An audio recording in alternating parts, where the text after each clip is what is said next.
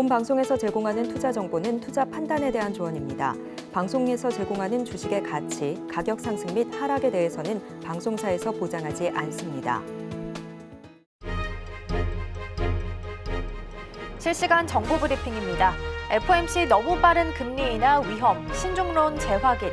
올해 첫 번째 연준의 FOMC 회의에서는 다수 참가자가 섣부른 금리 인하는 위험하다는 의견을 낸 것으로 나타났습니다. 회의 직후 제롬 파월 연준 의장이 인플레이션 하락을 확신할 더 많은 증거가 필요하다고 언급한 데 이어 금리 인하 신중론을 유지하겠다는 연준의 방침이 재확인됐습니다.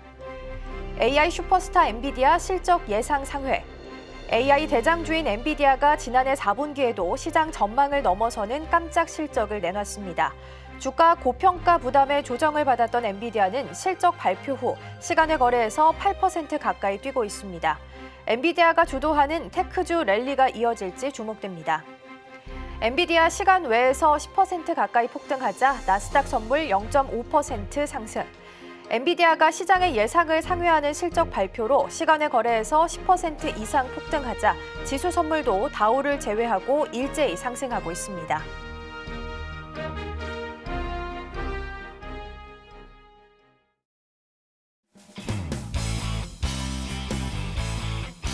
시청자 여러분 안녕하십니까. 깊이 있는 인사이트로 여러분들의 투자를 잘 이끌겠습니다. 저는 강관우입니다. 어제 우리 시장 계속 이렇게 변동성을 크게 보이고 있습니다. 외국인들이 프로그램 쪽에서 비차익으로 계속 방향성을 가지고 하는데도 불구하고 급변하고 있습니다. 2차 전지가 그랬고요. 오늘은 특히 초전도체 관련돼서 좀 말씀을 드리고자 합니다.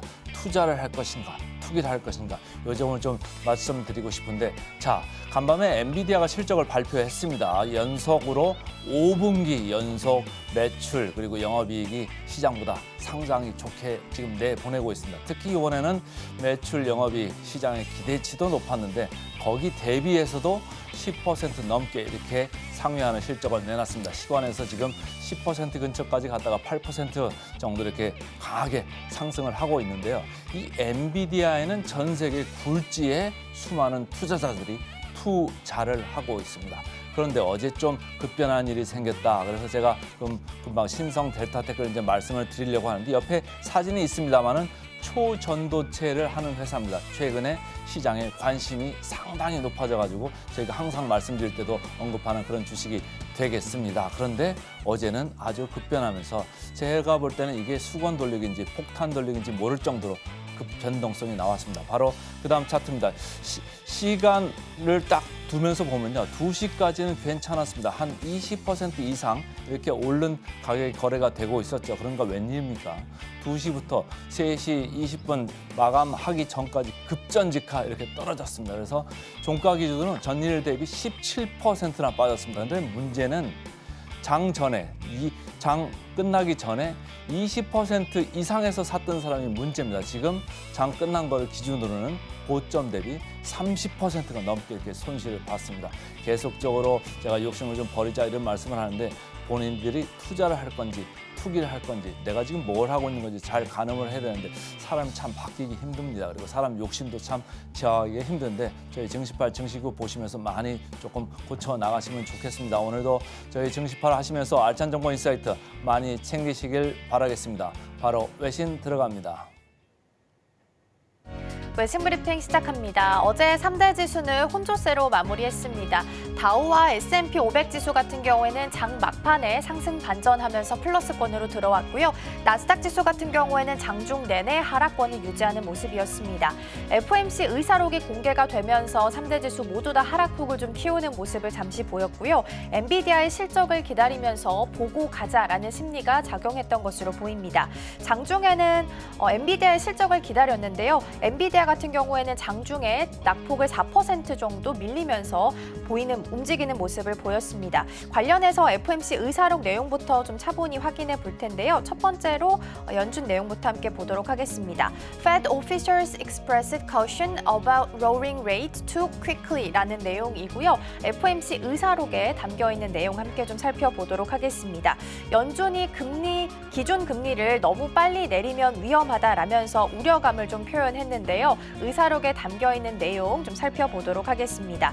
연준이 기준 금리 인하를 서두르게 될 경우에는 위험성이 있다면서 신중론을 다시 한번 재확인하는 모습이었는데요. 인플레이션 둔화세를 두고서 긍정적이다라고 평가하긴 했지만 아직은 데이터를 조금 더 지켜볼 필요가 있다라고 이야기했습니다. 전반적으로 연준 위원들은 고용 목표 그리고 물가 관리 목표를 동시에 달성하는 이 위험이 균형을 찾아가고 있긴 하지만 아직은 물가 목표를 달성하는데 좀 더 주의를 기울일 필요가 있다라고 표현을 했습니다.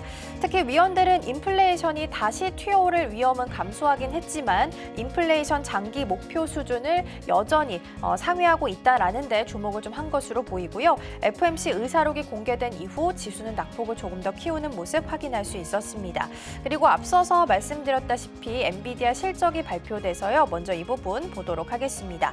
엔비디아는 일단 실적을 기다리면서 장중에는 4%까지 밀리는 모습을 보였습니다. 다만 낙폭을 조금 회복하면서 정규장에서는 2.8% 정도 하락률을 기록을 했고요. 실적이 잘 나오는 모습을 보이면서 애프터마켓에서 10%까지 치솟았다가 지금은 상승분을 조금 반납했습니다. 7.8%까지 상승하는 모습 현재 보이고 있습니다.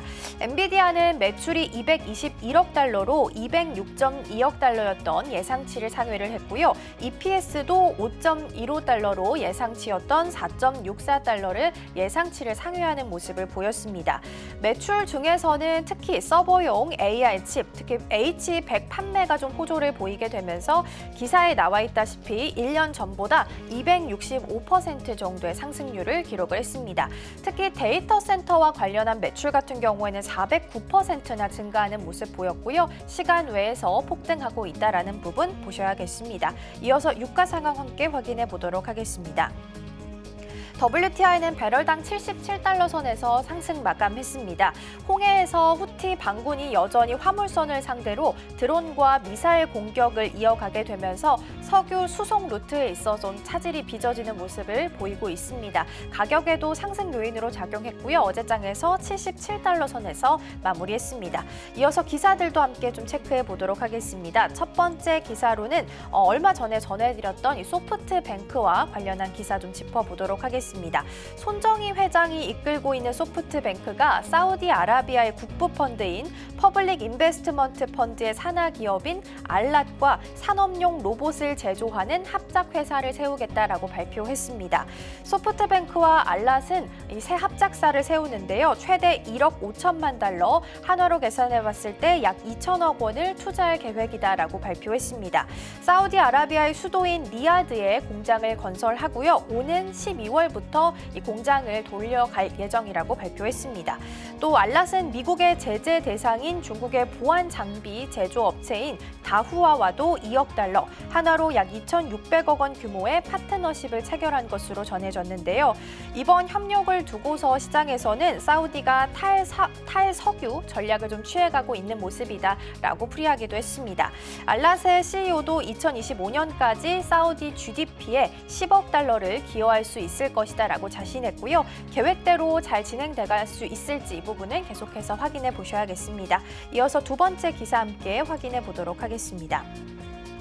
사우스 차이나 모닝포스트 기사 함께 보실 거고요. US moves against cybersecurity risk posed by China Mayport Infrastructure 라는 기사고요. 주된 내용으로 좀 보자면 미국이 항만 시설을 사이버 공격으로부터 보호하기 위해서 조치를 마련했다라는 부분이 가장 중요합니다.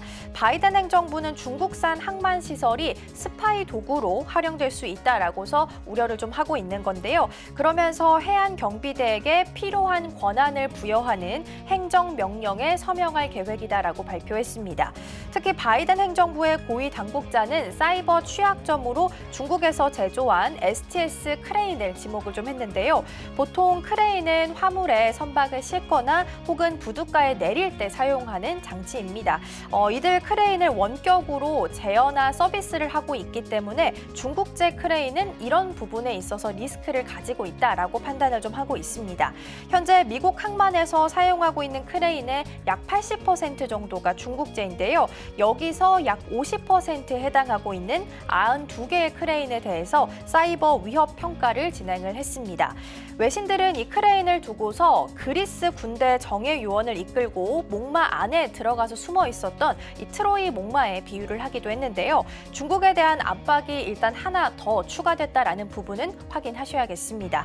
이어서 세 번째 기사도 함께 확인해 보도록 하겠습니다.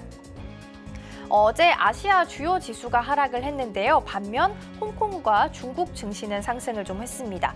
이 부분을 좀 살펴보고자 하는데요. 이렇게 상승한 배경에는 당국의 퀀트 펀드 단속에 따른 공매도 우려가 감소를 했기 때문입니다. 즉 대형 퀀트 헤지 펀드인 닝보 링쥔에 대한 중국 당국의 제재가 이 지수 상승에 영향을 좀 미친 것으로 보이는데요. 링쥔은 현재 운용 자산이 100억 위안 이상으로 중국에 있어서는 4대 퀀트 펀드 중에 하나입니다. 그렇다면 퀀트 펀드가 어떤 부분인지도 짚어봐야 될 텐데요. 수학적 모델을 이용해서 계량 분석 기법을 기반으로 해서 투자하는 펀드를 의미합니다. 그래서 시장에는 유동성을 공급한다라는 순기능을 가지고 있긴 하지만 반대로 이야기하면 변동성을 키울 수도 있다라는 단점도 가지고 있습니다. 현재 링진은 매도 주문을 통해서 정상적인 거래 질서를 교란한 의혹을 받고 있는데요. 지난 19일 오전에 링쥔은 1분 안에 25억 7천만 위안, 하나로 약 4,700억 원 규모의 주식을 대량으로 매도를 했기 때문입니다. 이에 대해서 상하이와 선전증권거래소가 링쥔에 대해서 19일부터 22일까지 이렇게 사흘간 주식 거래를 금지하는 이례적인 중징계를 내렸습니다. 이렇게 퀀트 펀드에 대한 당국의 단속은 공매도 세력을 약화시키는 데 있어서 도움이 되는데요. 이런 부분이 어제장에서 상승을 좀 견인하는 모습이었고요. 더불어서 어제 짚어드렸던 5년 만기 LPR 인하 소식도 이 부분 함께 호재로 좀 작용한 것으로 보입니다. 특히 중국은 증시 개장 직후와 또 폐장하기 직전에 주요 기관 투자자들이 순매도를 금지하는 증시 부양책도 내놓기도 했는데요. 8조 6천억 달러 규모의 주식시장 하락세를 막고자 하는 중국 정부의 의도로 풀이를 할 수 있겠습니다. 중국 당국이 경제를 부양하기 위해서 다양한 정책들을 내놓고 있고 그중에 한 부분이라는 거 하나 체크하시면 좋겠습니다. 이번에는 전반적인 섹터별 움직임 그리고 특징주들 함께 살펴보도록 하겠습니다. 첫 번째 특징주로는 인텔 먼저 보실 텐데요. 인텔은 정규장에서 2.36% 정도 하락 마무리했습니다. 올해 연말부터 1.8나노 공정 양산에 들어간다라는 소식이 전해졌습니다. 여기에 마이크로소프트가 자체 개발할 칩을 생산할 것으로 보이고요. 당초 양산 시작 시점이 2025년이었는데요. 이게 앞당겨지게 됐기 때문에 이 부분이 좀 주목을 받고 있다라고 볼 수 있겠습니다. 이어서 구글도 함께 보도록 하겠습니다. 전일장에서 1.15% 상승하면서 마무리했는데요. AI 챗봇을 개발할 수 있는 LLM의 가벼운 버전이 공개가 됐습니다. 이름은 젬마고요. 이 젬마를 외부 개발자들이 이용할 수 있게끔 구글이 오픈소스를 제공을 했습니다. 이 모델은 구글의 주력 AI 모델이 제미나이를 만드는 데 사용했던 것과 같은 기술이다라고 볼 수 있겠습니다. 이번에는 아마존도 이어서 함께 좀 보도록 하겠습니다. 전일장에서는 강보합 수준에서 마무리를 좀 했는데요. 아마존이 다우지수 구성 종목에 포함된다라는 소식이 전해졌습니다. 아마존이 합류하게 되면서 미국 최대의 약국 체인인 월그린스 부츠 얼라이언스는 6년 만에 여기서 좀 제외가 되게 됐고요. 다우지수의 경우에는 주가를 기준으로 해서 우량주 30개 종목을 묶은 뉴욕 증시에 있어서는 대표 지수 중에 하나입니다. 시가총액이 아니라 주가를 기준으로 해서요. 가중치를 부여하고 있다라는 부분이 좀 차이점을 가지고 있고요. 이번 변동으로 아마존은 M7 기업 중에서는 마이크로소프트 그리고 애플에 이어서 세 번째로 다우지수에 합류를 좀 하게 됐습니다. 이 같은 내용은 오는 26일부터 적용한다라는 부분 체크하시면 좋겠습니다. 이번에는 메타 함께 보도록 하겠습니다. 전일장에서 0.79% 정도 하락 마감했고요. 메타의 마크 저커버그 CEO가 이달 말에 한국을 방문할 것으로 알려졌습니다. 어제는 사실 단독 뉴스로 전해졌기 때문에 투자할 때 유의가 필요하다라고 말씀을 좀 드렸었는데요. 오늘은 이게 좀 확정된 부분이 있어서 추가적으로 살펴보고자 합니다. 저커버그 CEO의 방한은 2013년 6월 이후에 약 10년 만인데요. 지난 2013년 방한 당시에 1박 2일로 한국을 좀 찾아와서 박근혜 당시 대통령과 이재용 당시 삼성전자 부회장을 만난 바 있습니다. 따라서 이번 방한 때는 윤석열 대통령을 예방하는 일정을 좀 조율하는 것으로 알려져 있고요. 다른 구체적인 일정은 아직 공개되지 않았습니다. 하지만 이번에도 이재용 회장을 만나서 AI 반도체와 관련해 협업을 좀 논의할 것으로 전망이 좀 되고 있습니다. 어제 삼성전자가 범용 인공지능 칩, 즉 AGI 칩을 개발하겠다라는 소식을 전했습니다. 그러면서 관련주들이 일제히 강세를 좀 보였었는데요. 메타도 이 부분을 자체적으로 구축하겠다라고 밝힌 바가 있기 때문에 방안을 좀 앞두고서 관련주들이 다시 한번 시세를 좀 낼 수 있다라는 부분 유념하시면 좋겠습니다. 이어서 테슬라도 함께 살펴보도록 하겠습니다. 테슬라는 0.52% 강보합 수준에서 종가 형성했고요. 테슬라는 유럽 생산 기지인 독일의 기가팩토리 공장을 확장하겠다라는 구상을 좀 해왔습니다. 하지만 주민 투표를 진행해본 결과 확장한 반대가 약 3,400표, 찬성이 약 1,800표 정도로 배에 육박한 것으로 나타났습니다. 주민들은 주변 산림을 개간을 좀 해야 하고 추가 부지에 수자원 보호구역도 포함되어 있기 때문에 환경단체와 지역 주민 반대에 부딪혀 왔습니다. 물론 투표 결과에 대한 법정 구속력은 사실 없는데요. 그러나 지역 당국과 의회는 이 테슬라의 계획을 승인하는 데 있어서 이 투표를 중요한 근거로 삼겠다고 이야기한 바가 있습니다. 그렇기 때문에 일단 머스크의 계획에 있어서는 일정 부분 제동이 걸릴 수도 있어 보입니다. 이번에는 우버와 함께 살펴보도록 하겠습니다. 우버는 정규장에서 0.21% 정도 하락 마감했는데요. 우버의 산하 음식 배달 서비스 플랫폼인 우버이츠가 일본에서 자율주행 로봇을 이용해서 음식 운송을 다음 달 말부터 시작할 예정이다라고 전했습니다.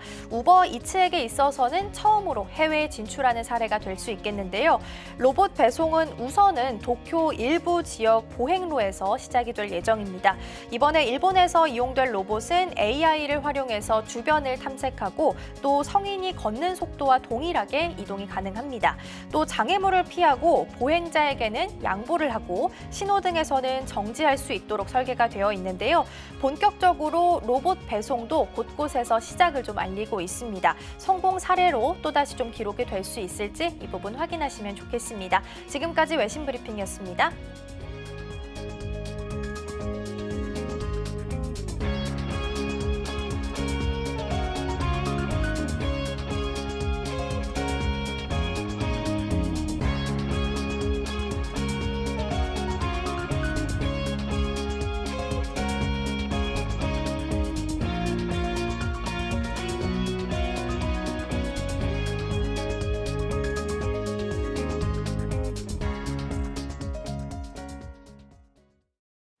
네, 서울경제TV 증시팔 조간브리핑 시간입니다. 서울경제신문에서 발행한 이슈 전해드리는데요. 첫 번째 소식부터 하나하나 짚어보겠습니다. 화면 살펴보시죠.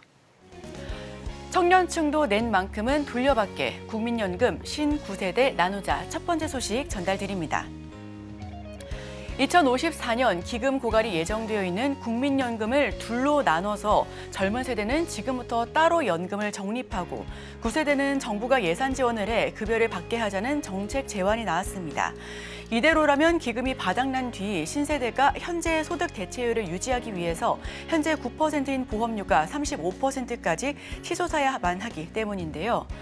국제연구기관인 한국개발연구원은 지난 21일 국민연금 구조개혁 방안을 보고서에서 세대 간 형평성을 고려해 미래 세대가 납부한 보험료와 운용 수익만큼 연금급여를 지급하는 신연금 도입을 제안한다라고 밝혔습니다.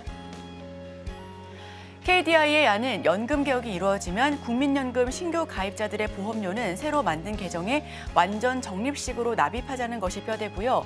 완전 적립식은 납입자에게 부과된 보험료의 원리금으로 기금을 조성해 연금 급여를 충당하는 방식이며 이론상으로 낸 만큼 돌려받게 되어 있습니다. 정부 안팎에서는 어떤 식으로든 국민연금 개혁을 서둘러야 한다라는 지적이 나오고 있습니다. 연금 이원화보다는 보험료 인상에 대한 국민적 공감대와 정치적 합의가 우선이라는 얘기도 있고요. 국책연구기관의 한 관계자는 공무원 등 직역연금과 국민연금 통합을 포함한 전반적인 구조개혁 방안을 함께 들여다봐야 할 타이밍이다라고 강조하기도 했습니다. 국민연금 재정 상황 추계 살펴보겠습니다. 우선 아직까지는 플러스권에서 머무르고 있고요. 총 지출 34조, 그리고 적립금은 1,089조, 재정 수지는 73조로 집계되고 있습니다. 다만 2040년부터는 재정 수지가 마이너스권으로 돌아서고요. 2054년도에는 적립금까지 마이너스권으로 점점 하방력을 키워갈 것으로 보여지고 있습니다. 완전 적립식 신연금 도입을 제안했고요. 연금 개혁 완료 시 이 시점부터 납입할 것으로 보여집니다. 이 구연금은 확정급여형 유지하되 600조 재정 투입해서 좀 부족한 부분을 충당하자라는 의견이 나오고 있는데요. 보험료 인상에 대한 합의가 우선이다라는 지적이 잇따르고 있습니다. 두 번째 소식입니다. 엔비디아 의존 낮추자, 빅테크, 삼성의 AI, XR 반도체, 러브콜. 네, 두 번째 소식 전달드립니다. 오늘 새벽에 엔비디아 실적 발표도 나왔죠. 호실적을 기록하면서 시간 외에서 8%까지 껑충 뛰었는데요. 자, 오늘 그런 관련된 종목들도 이야기 함께 나눠보면서 자세한 이야기 지켜보도록 하겠습니다. AI 동맹 린치핀으로 반도체판 바꾸는 삼성. 네, 오늘 삼성 시초부터 어떤 모습을 보일지도 굉장히 궁금한데요.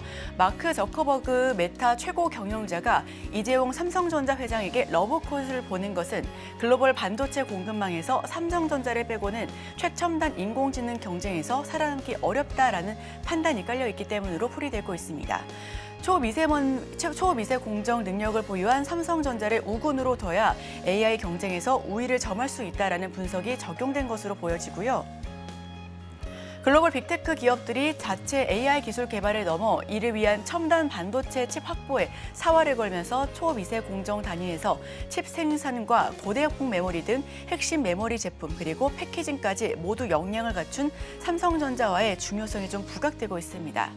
전 세계적인 생성형 AI 열풍의 메타는 모든 분야에서 인간지능에 좀 가깝거나 능가하는 일반 인공지능을 자체적으로 구축하는 방식으로 차별화를 꾀하고 있고요. 업계에서는 최근 오픈 AI처럼 메타 또한 자체 AI 칩 생산을 시도할 수 있다라고 예상하고 있습니다. 대만 TSMC를 빼면 최첨단 AI를 위한 칩 생산을 할 수 있는 기업은 삼성전자뿐이다라고 설명하고 있는데요. 지난달 한국을 방문해 삼성전자와 SK하이닉스 경영진을 만난 오픈AI의 샘 올트원 CEO도 자체 칩 생산망 구축을 위해 7조 달러 규모의 투자 유치를 진행하고 있습니다. 메타와 삼성전자 간의 가상현실 및 혼합현실 기기 개발 논의 가능성도 점쳐지고요. 반면에 삼성전자의 경우에는 이미 퀄컴과 구글과 확장현실 생태계를 구축하겠다라고 발표를 했기 때문에 관련 시장에서의 협업은 제한적일 수 있다라는 분석 또한 나오고 있습니다.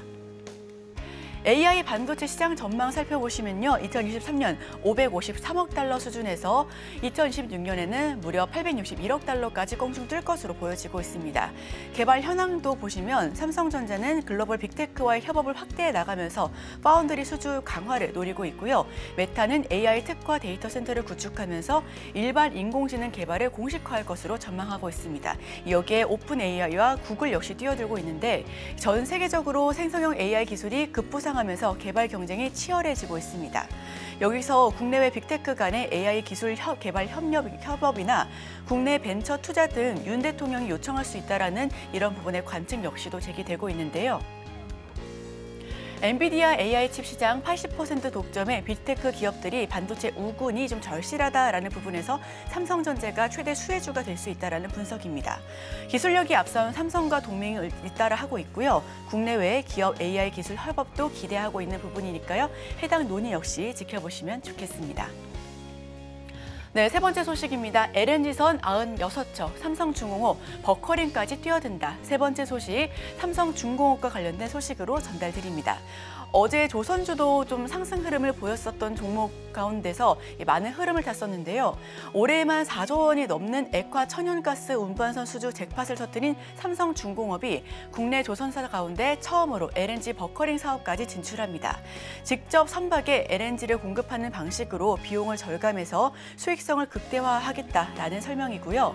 이를 통해 삼성중공업은 자체적으로 LNG 운반선과 추진선의 화물 탱크 및 연료 탱크에 천연가스를 직접 공급할 수 있게 될 것으로 보여집니다. 앞으로 선박을 선주에 인도하기 전에 마지막 단계인 시운전까지 조선소 내에서 자급적으로 시행할 수 있게 될 것으로 보여지고요. 이러한 시도는 국내 조선사 중에서는 처음으로 보여지고 있습니다. 삼성중공업의 상선별 수주 잔량입니다. 우선 96%가 LNG 운반선이고요. 나머지 11%는 유조선 그리고 51%가 컨테이너선으로 집계되고 있습니다. 올해 조선 3사 LNG 운반선의 수주량을 살펴보시면 삼성중공업이 15척 그리고 하나오션은 0척을 기록하고 있고요. HD 한국조선해양이 2척을 기록하면서 집계가 되고 있습니다. 삼성중공업은 올해 매출액 9조 7천억 원 그리고 영업이익은 4천억 원을 목표로 제시하고 있습니다. LNG 운반선을 중심으로 올해 상선 그리고 해양 수주 목표도 97억 달러로 지난해 실적 대비해서 16% 높게 설정했고요. 삼성중공업 관계자는 3년 이상의 안정적인 수주 잔량을 바탕으로 철저하게 수익성 위주의 선별 수주를 지속해 나갈 것으로 볼 수 있다라고 설명하고 있습니다. 국내 최초로 선박 자체 연료 공급 그리고 터미널 이동 시간 비용을 절감할 수가 있고요. 올해 LNG선 4조 5천억 원으로 역대 최대 수주를 보여주고 있습니다. 버커링 내재화 효과가 더욱 클 것으로 보여지고 있는데요. 이와 관련해서 자세한 소식도 저희와 함께 하시면서 인사이트 얻어가시길 바랍니다. 네, 제가 준비한 소식은 여기까지입니다. 계속해서 서울경제TV와 함께 하시면서 오늘의 일면을 통해 전문가와 수혜주까지 찾아보시면 좋겠습니다. 저희와 끝까지 함께 하시죠.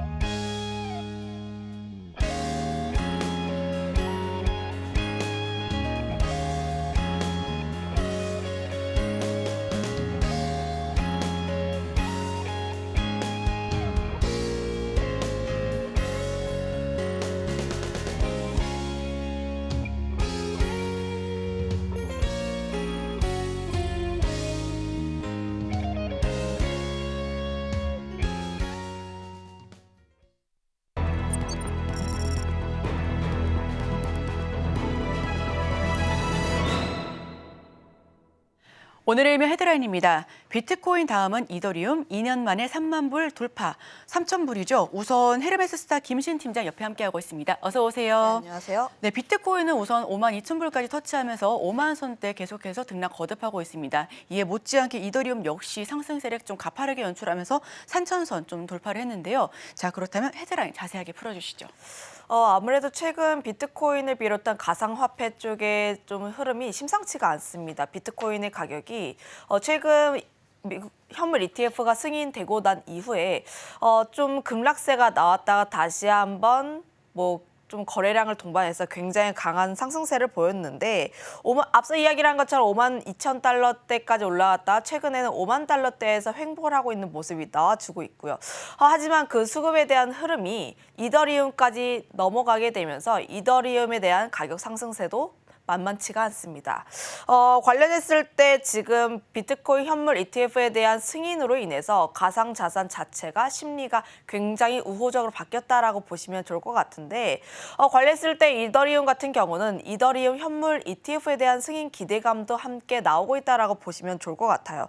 아무래도 지금 비트코인 현물 ETF가 승인이 되었기 때문에 이더리움 현물 ETF도 승인이 될 가능성이 크다. 현재 이더리움 현물 ETF를 승인한 기관 자체가 한 8개 정도가 됩니다. 관련했을 때 비트코인 현물 ETF가 출시가 되고 관련했을 때 수익률도 굉장히 잘 나오고 거래량도 붙으면서 비트코인의 가격이 상승을 했던 것처럼 이더리움도 현물 ETF가 승인이 된다면 이라는 가정을 해보면 이더리움 같은 경우도 앞으로의 상승세가 추가적으로 더 나올 수 있다라는 로직으로 가고 있거든요. 이더리움 현물 ETF가 출시가 된다라는 부분에 대해서는 개인적으로는 잘 모르겠습니다. 제가 한 작년 비트코인 현물 ETF가 출시가 될 가능성이 굉장히 높다라고 굉장히 자신감 있게 이야기를 했는데 이더리움 같은 경우에는 개인적으로는 잘 모르겠다. 아무래도 비트코인 같은 경우는 좀 상징성이 있습니다. 상징성이 있다 보니까 승인이 될 가능성이 높았지만 이더리움 같은 경우에는 아무래도 좀 가능성이 반반이라고 보여지고 있어서 그런 부분은 좀 부담스러운 요소로 작용을 하고 있지만 그럼에도 불구하고 센티적으로는 긍정적으로 작용을 하고 있다라고 보시면 좋을 것 같은데 최근 들어서 이야기가 나오고 있는 코인이 월드코인이라는 게 있어요. 월드코인이라고 하는 게 최근 급등세가 굉장히 가파르게 나왔는데 일주일 새 동안 150%가 올랐습니다. 그 이유가 좀 뭐 코인에 대한 기대감 이런 것보다는 오픈 AI CEO가 개발했다라는 이력으로 인해서 소라가 발표가 되고 AI 쪽으로 활용이 될 가능성이 높아지게 되면서 월드코인의 가격도 함께 상승세가 나왔다라고 보시면 좋을 것 같은데 다만 제가 주목하고 있는 점은 비트코인 그 작년의 흐름을 봤을 때는 비트코인 나홀로 독주 체제를 그려 나갔다면 이제는 비트코인뿐만 아니라 이더리움이라든지 월드코인이라든지 다양한 알트코인도 함께 올라가고 있다라는 거예요. 그런 점에서 봤을 때 가상화폐, 가상자산 쪽에 대한 흐름도 굉장히 우호적으로 바뀌고 있다 보니 관련된 흐름들을 우리가 지속적으로 체크를 해볼 필요가 있지 않나라고 보여지고 있습니다. 네, 최근 샘 올트먼이 개발한 가상화폐 월드코인이 가파른 급등세를 연출하고 있습니다. 이와 관련해서 코인과 관련해서 우리 정부 역시 ETF 승인에 대한 그런 부분들 좀 가까워지고 있다라는 이야기가 많이 나오고 있는데요. 자, 그렇다면 여기서 투자 키워드는 어디서 잡아봐야 될까요? 아무래도 우리 증시 같은 경우에는 비트코인 가격이 추가적으로 더 상승할 수 있을 것인가 없을 것인가 가상자산 쪽으로 수급이 몰릴 수 있느냐 없느냐 이 정도를 따져봐야 하는데 우선 두 가지 이벤트가 남아 있습니다. 첫 번째로는 비트코인에 대한 반감기 이벤트라고 보시면 좋을 것 같고 두 번째로는 정책 이벤트라고 보시면 좋을 것 같은데 우선 뭐 시기적으로 정책에 대한 이야기를 먼저 해보자면 어제 여야 모두 비트코인 현물 ETF를 좀 허용을 하겠다라는 공약을 공식화를 했습니다.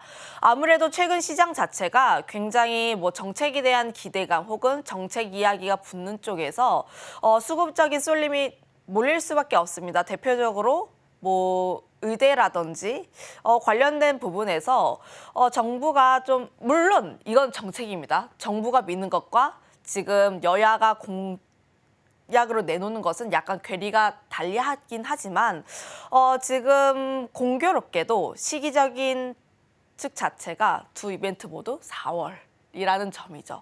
관련했을 때 기대감은 충분히 모아갈 수 있는 구간이라고 보여지고 있고 앞으로 정책에 대한 이야기가 나올 때마다 비트코인 현물 ETF도 국내에서 과연 허용을 하는지 마는지 여부가 좀 관심사가 되지 않을까라고 보고 있습니다.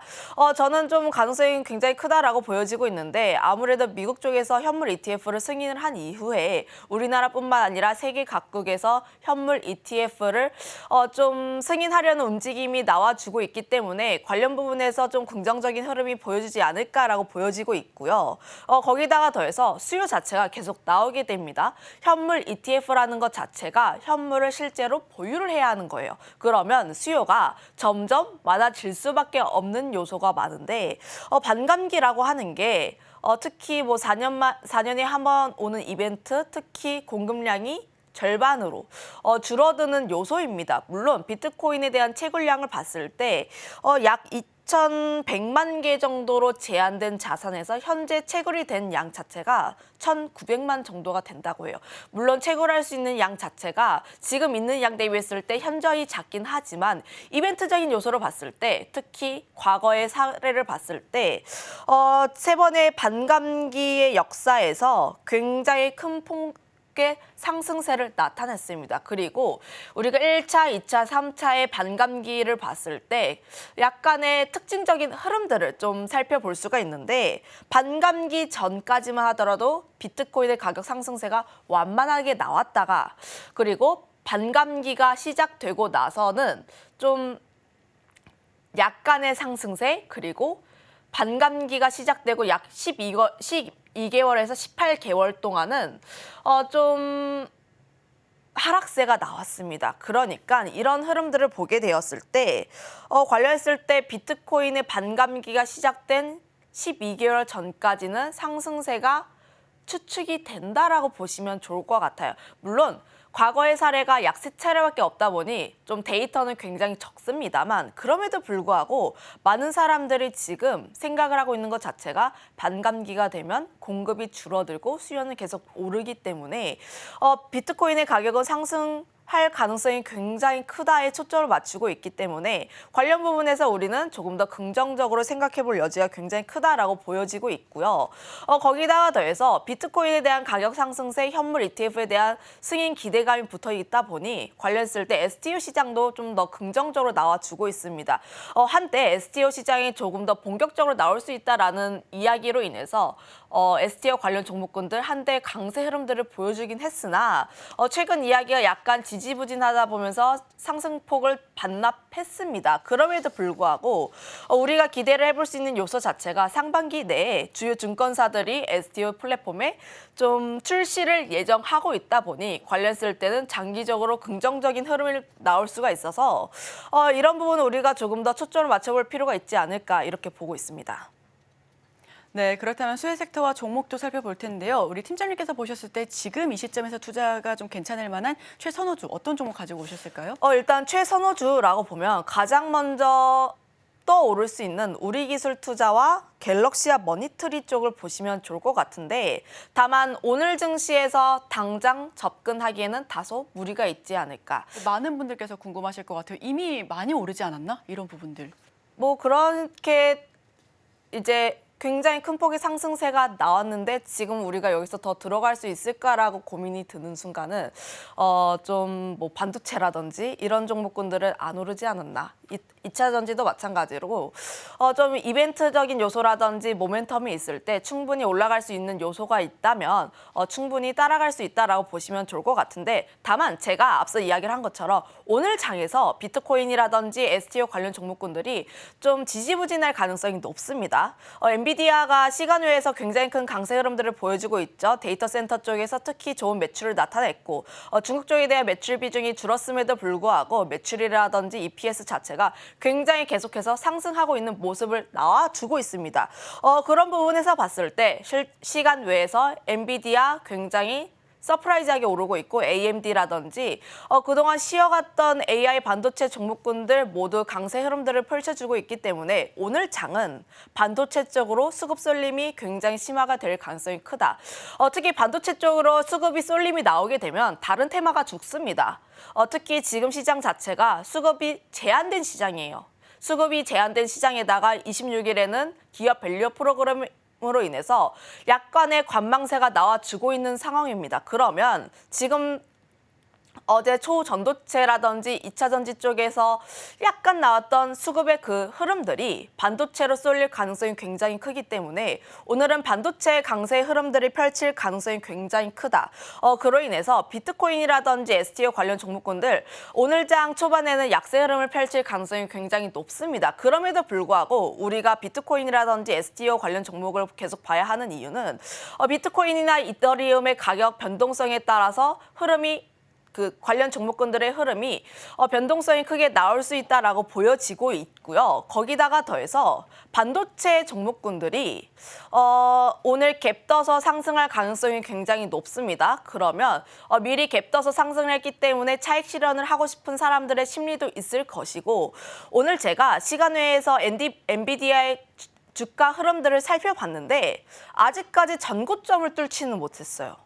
시간 실적이라든지 가이던스라든지 굉장히 긍정적인 흐름을 나타내긴 했지만 전고점을 뚫는 그 정도의 위치는 아니었다라고 시장은 판단을 하고 있는 것으로 보여지고 있습니다. 그러면 오늘 미국 대이장에서 엔비디아의 흐름까지 살펴볼 필요가 있기 때문에 오늘 반도체 굉장히 강할 것으로 예상을 하고 있긴 하나 이 수급의 흐름이 끝까지 가는지 여부를 조금 더 체크를 해볼 필요가 있어서 오히려 오후장이라든지 혹은 다음 장 혹은 장에 이런 다시 한번 테마주 쪽에서의 가능성도 있지 않을까라고 보여지고 있어서 우리기술 투자라든지 이런 종목군들은 장 초반에 베팅을 하시기보다는 반도체의 힘이 언제 떨어지는지 여부를 한번 살펴보시고 혹은 종가 매수에 하시는 게 좀 더 유리한 선택지가 되지 않을까라고 보여지고 있습니다. 네, 지금 반도체의 흐름을 좀 살펴보시면서 접근하는 게 좋겠다라는 추천까지도 함께 덧붙여서 말씀해 주셨습니다. 지금까지 헤르메스 스타 김신 팀장과 함께했습니다. 오늘 말씀 고맙습니다.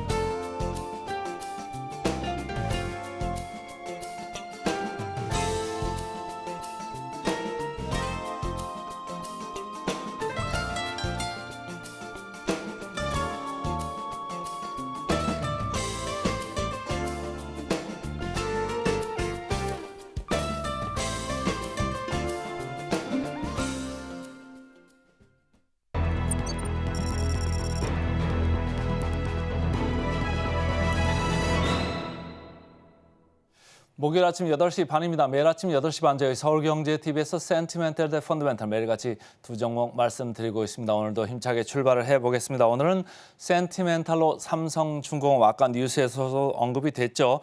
펀더멘탈로 W게임즈 이렇게 두 종목 되겠습니다. 자, 삼성중공업 보겠습니다. 제 조선주를 쭉 이렇게 이제 제가 팔로우를 하는데 하나오션 작년에 많이 올랐다가 다시 원위치 됐고요. 현대미포 계속적으로 내려가고 있는 와중에 이렇게 녹색으로 표현된 삼성중공업은 그나마 잘 버티고 있습니다. 그래서 제가 제목을 좀 차별적이다. 삼성중공업의 흐름이 차별적이다. 이렇게 좀 제목을 잡아봤습니다. 아까도 뉴스에 나왔습니다만은 최근에 수주가 상당히 좋습니다. 2월 달에 벌써 금년에 1년 동안 할 거에 거의 반 정도를 상선 부분에서 지금 채웠거든요. 그러니까 삼성중공업 앞으로도 좀 좋은 분위기가 계속 연출이 될 수가 있겠다. 상대적으로 말씀이죠. 자, 하나씩 보겠습니다. 한국투자증권입니다.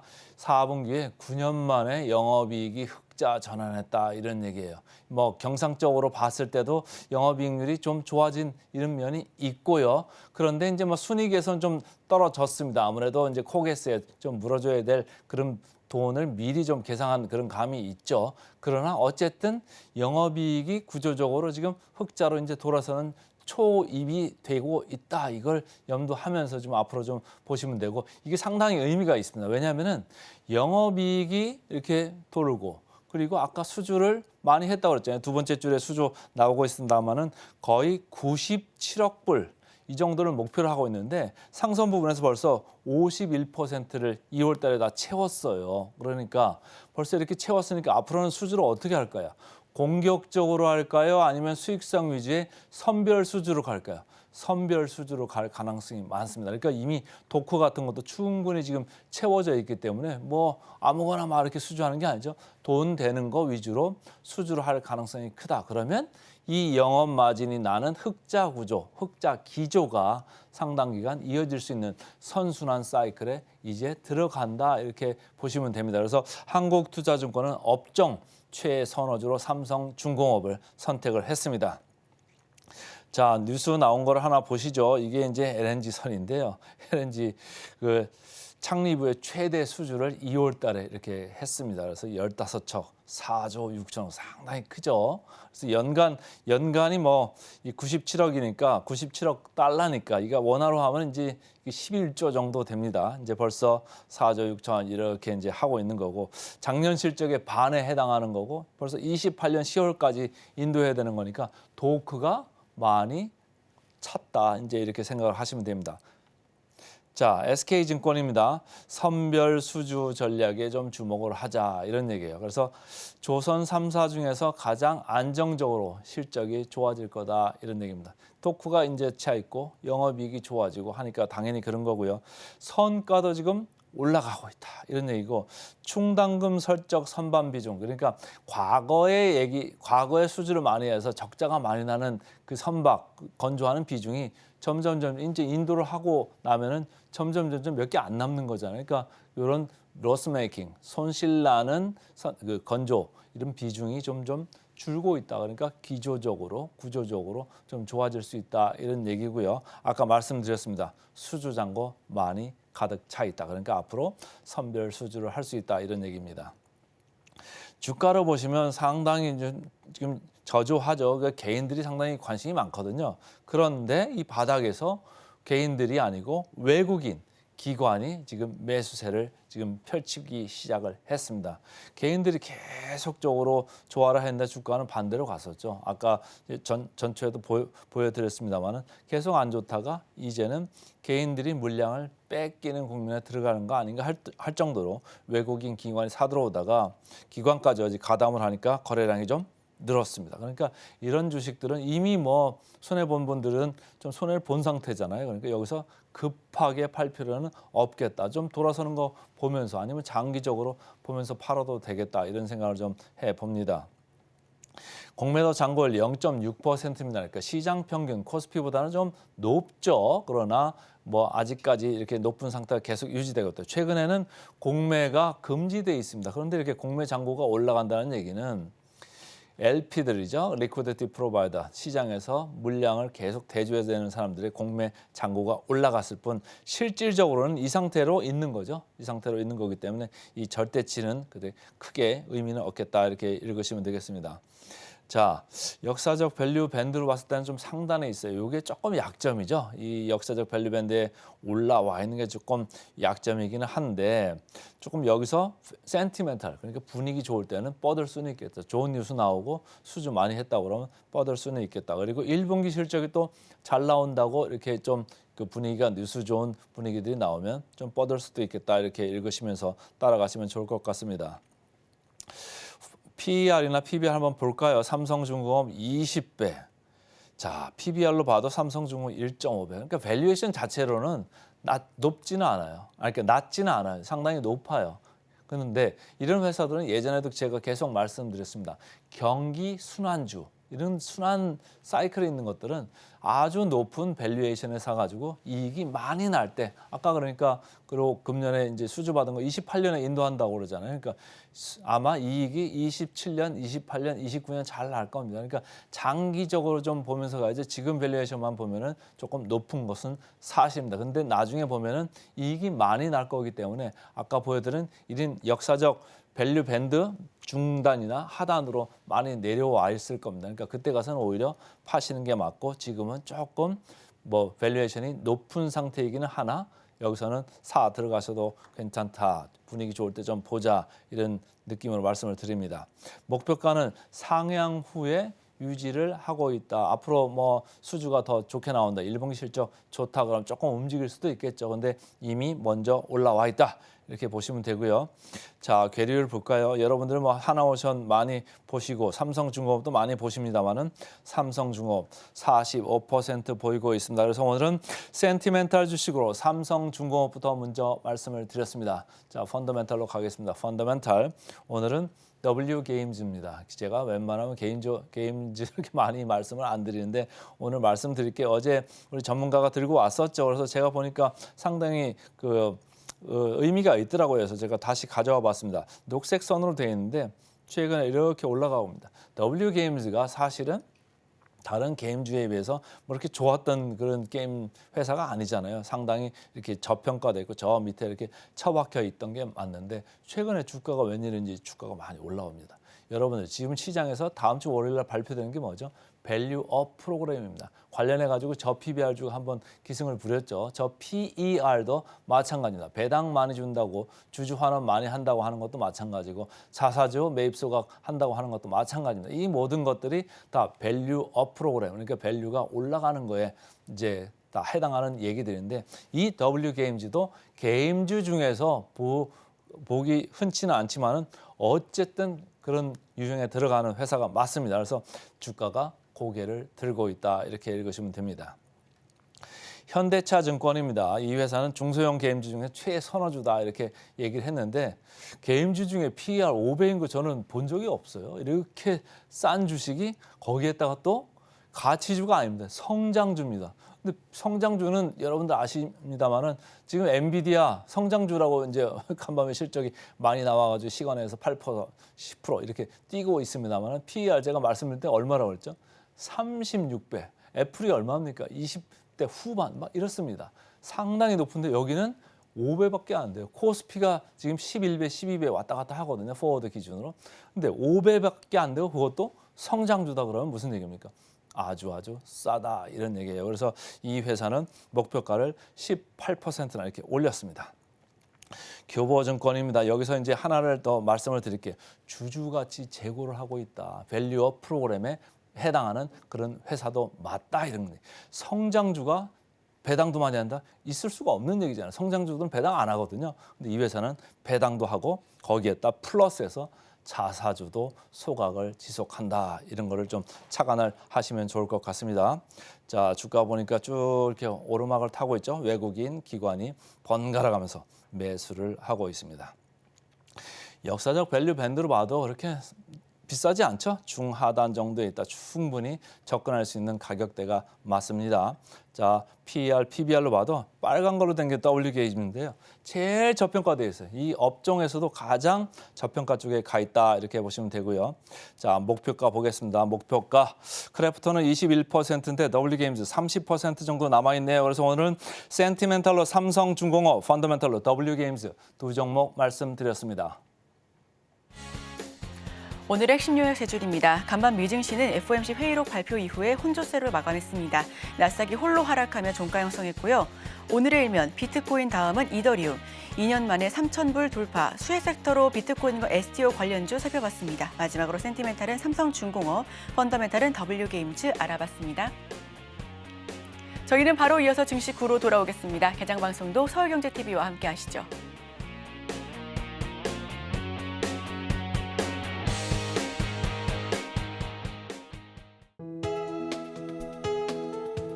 본 방송에서 제공하는 투자 정보는 투자 판단에 대한 조언입니다. 방송에서 제공하는 주식의 가치, 가격 상승 및 하락에 대해서는 방송사에서 보장하지 않습니다.